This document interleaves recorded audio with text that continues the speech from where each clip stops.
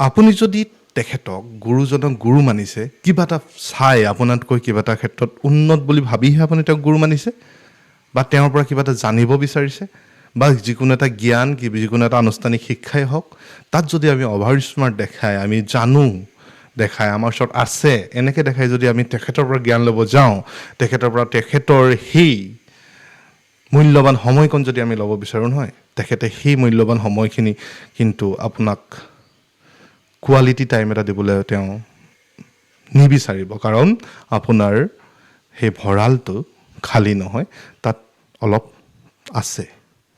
গতিকে সদায় কিবা এটা শিক্ষা ল'বলৈ যাওঁতে, কিবা এটা দীক্ষা ল'বলৈ যাওঁতে জ্ঞানৰ ভঁৰালৰ সেই যিটো ভিক্ষা, সেই ভিক্ষাটো খালী কৰি দিয়ক। ইংলিছত এটা কথা আছে, এমটি কাপ। এমটি কাপ মেণ্টেলিটিয়ে খুব সোনকালে নিজক গ্ৰ' কৰিব পাৰে, আৰু সেই কথাটো হ'ল ভিক্ষাৰ পাত্ৰটো খালী কৰি নিয়ক। ধন্যবাদ।